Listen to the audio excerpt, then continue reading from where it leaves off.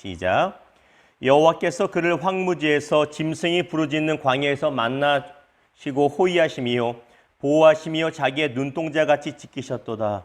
마치 독수리가 자기의 보금자리를 어지럽게 하며 자기의 새끼 위에 너풀거리며 그의 날개를 펴서 새끼를 받으며 그의 날개 위에 그것을 엎는 것 같이 여호와께서 홀로 그를 인도하셨고 그와 함께한 다른 신이 없었도다. 아멘.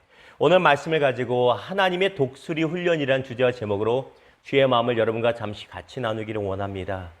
어제 말씀을 나누면서 모세가 이스라엘 2세대들 가운데 후손들을 위해서 노래까지 만들어서 하나님의 말씀을 잘 지킬 것을 권고했다고 제가 말씀드렸습니다. 그러면서 어떤 노래일까 하면서 제가 자작곡을 불러드렸지요. 불순종하면 쫄딱 망한다. 뭐 이런 식으로 불러드렸습니다. 핵심은 맞습니다만 사실은 그 내용만 있는 것은 아닙니다. 우리가 오늘 읽은 본문 32장 9절부터 10절까지만 11절까지 있는 것이 아니라 이 32장 1절부터 전체까지가 모세의 노래 가사입니다. 물론 핵심은 순종을 하면 하나님의 크신 은혜가 가운데 잘 될 것이고 불순종해서 하나님을 떠나면 너희 가운데 어려움이 임할 것이다. 그것은 맞습니다. 그런데 오늘 우리가 같이 읽은 신명기 32장 10절에서 12절에는 특별한 하나님의 사랑이 기록되어 있습니다. 이 사랑을 다른 말로 하나님의 독수리 훈련이라고 말할 수 있다는 것입니다.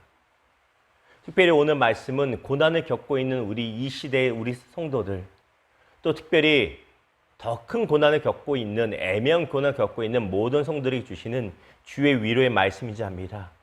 오늘 이 새벽 짧은 말씀 가운데 또 이 말씀을 통해서 주의 충만한 위로가 넘치기를 주님의 이름으로 축원합니다. 자, 10절 말씀 보겠습니다. 여호와께서 그를 황무지에서 짐승이 부르짖는 광야에서 만나시고 호위하시며 보호하시며 자기의 눈동자같이 지키셨도다라고 말하고 있습니다. 보십시오. 하나님께서 사랑하는 이스라엘 백성들, 당신의 사랑하는 자녀들을 어디로 이끄십니까? 좋은 집으로 이끄신 것도 아니고 평안한 장소로 이끄신 것도 아니고 황무지, 말 그대로 황무지예요. 황량한 곳을 이끄시고 들짐승이 있어서 정말 위험하고 살기 힘든 광야로 그들을 내모셨더라고 성경은 분명히 말하고 있습니다. 이유가 무엇일까요?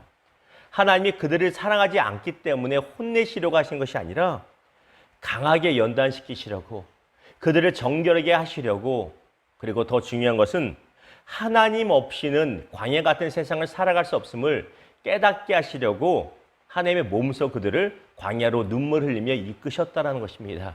이 부분을 신명기 8장 3절은 좀 더 자세하게 이렇게 말합니다. 하나님께서 너희를 아무도 살 수 없는 광야로 이끄신 것은 사람이 떡으로만 사는 것이 아니라 무엇으로? 하나님의 말씀으로 살아야 되는 것을 깨닫게 하려 하시기 때문에 당신의 사랑하는 자녀들을 광야로 이끌어내셨다는 것입니다. 이것이 하나님의 사랑인 것입니다. 자, 11절 우리 다 같이 봅니다.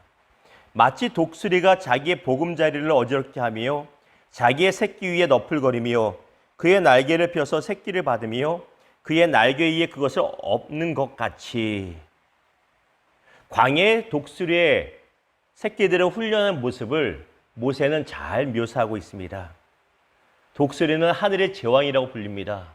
아무리 거센 풍랑이 와도 높은 것 같이 올라가 그냥 먹구름을 뛰쳐 올라가서 넘어 올라가서 평온한 데까지 올라갈 수 있는 것, 하늘을 지배하는 존재가 바로 독수리입니다. 그런데 그냥 놀고 먹으면서 독수리가 그렇게 될 수는 없다는 것을 우리는 알 수 있습니다.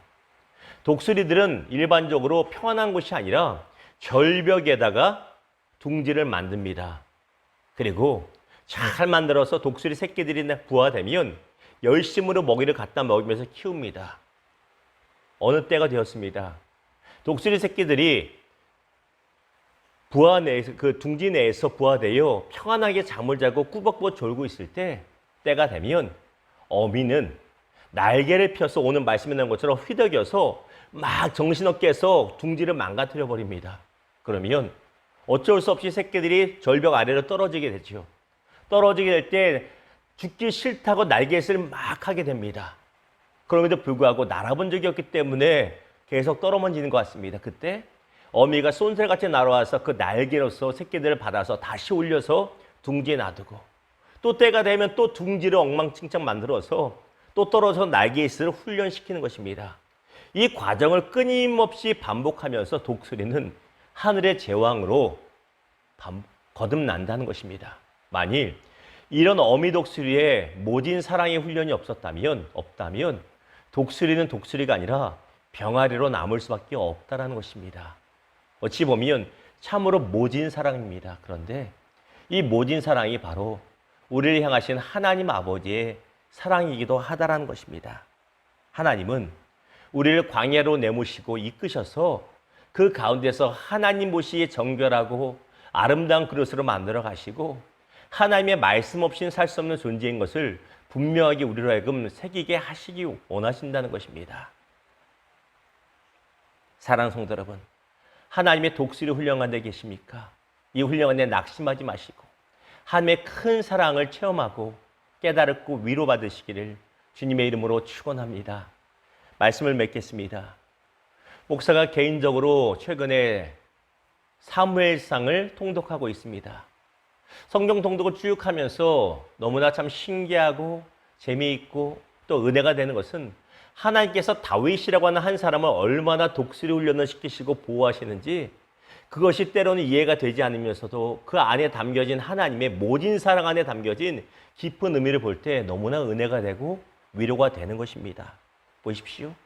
하나님께서 다윗이라는 소년을 왕으로 세우셨습니다. 다윗이 원한 것이 아니라 하나님이 택하셨습니다. 그런데 하나님은 다윗을 평안한 왕궁으로 데리고 와서 왕궁에서 왕이 되게 하시지 않고 그에게 어려움을 줘서 광야로 이끌어내십니다. 광야로 내몰렸습니다. 그러나 하나님은 다윗을 버리시지 않고 지켜보시고 돌보시다가 다윗이 사울에 의해서 다른 적군들에 의해서 죽을 뻔한 위기까지 가면 항상 기가 막힌 방법으로 다윗을 보호하시고 지켜내신 것을 보게 됩니다. 이것이 바로 다윗이라는 사람을 향한 하나님의 독수리 훈련입니다. 이 훈련을 통해서 다윗은 정말로 위대한 독수리처럼 힘 있는 독수리처럼 연단받고 성장할 수가 있었다라는 것입니다. 물론 다윗은 좋은 사람이었지만 그 과정이 없었으면 하나님의 마음에 흡족한 왕이 될 수는 없었을 것입니다. 보십시오. 다윗 전에 있었던 사울이라고 하는 왕이 있습니다. 성경은 사울 왕도 겸손하였고 그 또한 좋은 사람이었다고 분명히 말하고 있습니다. 그는 처음부터 무너진 사람이 아니었습니다. 그런데 그는 왜 무너졌습니까? 사울은 본래 금수저였기 때문입니다. 본래 부자였고 금수저였기 때문에 독수리 훈련, 광야 훈련을 거치지 못했습니다. 그러다 보니 자신에게 힘과 권력이 주어졌을 때 그는 쉽게 무너질 수밖에 없었다라는 것입니다. 또 한 사람이 있습니다. 우리가 잘 아는 요셉이라고 하는 아름다운 사람입니다. 아버지 야곱은 요셉을 12아들 중에 가장 사랑했고 가장 편애해서 손에 흙 하나 묻히지 않으려고 했습니다. 물 하나 묻히지 않으려고 했습니다. 위에 10명의 형들은 먼 곳까지 힘들게 양치러 내보내면서도 야곱만큼은 그리고 그 아래 베냐민은 어리단 이유고 요셉만큼은 내보내지 않고 채색 옷을 입히고 집에서 빈둥빈둥 놀게 하였습니다. 사랑이었지만 무언가 부족한 삐뚤어진 사랑이었습니다. 근데 하나님의 참사랑은 야곱의 손에게서 요셉을 끄집어내서 채색 옷을 찢어버리시고 광야의 옷을 입혀주십니다. 얼마나 힘들었는지 모릅니다. 종살이에 해대고 억울한 감옥살이를 거쳐야 됐습니다. 그러나 이 모진 하나님의 독수리 훈련의 사랑을 통해서 요셉은 진정한 독수리로 거듭날 수 있었다는 것입니다. 이 과정이 없었다면 자신의 민족을 구원하는 위대한 사람이 될 수는 없었다는 것입니다.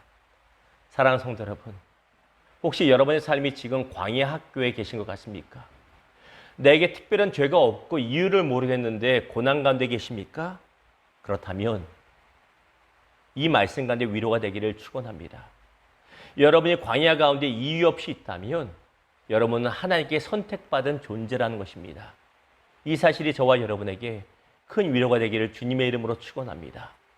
다윗을 선택했기에 광야로 이끄셔서 연단하신 것처럼 요셉을 선택하셨기에 큰 그릇으로 선택하셨기 때문에 광야를 이끄신 것처럼 우리가 이해 못할 광야 생활에 있다는 것은 하나님이 우리를 사랑해서 선택했다는 증거가 된다는 것입니다. 물론 광야에 있다는 그 생활 자체는 괴로운 것입니다. 그러나 다윗의 광야 생활 가운데 지켜보시고 돌아보셨던 것처럼 요셉의 삶 가운데 지켜보시고 돌아보신 것처럼 하나님의 선택받은 우리의 삶 가운데 때마다 일마다 도우시는 하나님의 은혜가 넘침을 기억하시기를 주님의 이름으로 축원합니다. 남자분들이 군대를 갔다 오면 나는 해병대 나왔다, 나는 특공부대, 난 특수부대 나왔다 하며 자랑하지 않습니까? 지금은 이해 못할 고난일 수 있습니다만 나중에 되면 하나님의 그 고난을 면류관 삼아 주십니다. 사랑하는 성도 여러분, 현재 이해 못할 광야 훈련이 헛되지 않도록 하나님의 사랑에 비록 거칠고 모진 사랑 같지만 그 아버지의 사랑에 감사하시고 잘 연단 받으시고 아름다운 그릇으로 날마다 성장해 나가는 저와 여러분 되기를 주님의 이름으로 축원합니다. 기도하겠습니다.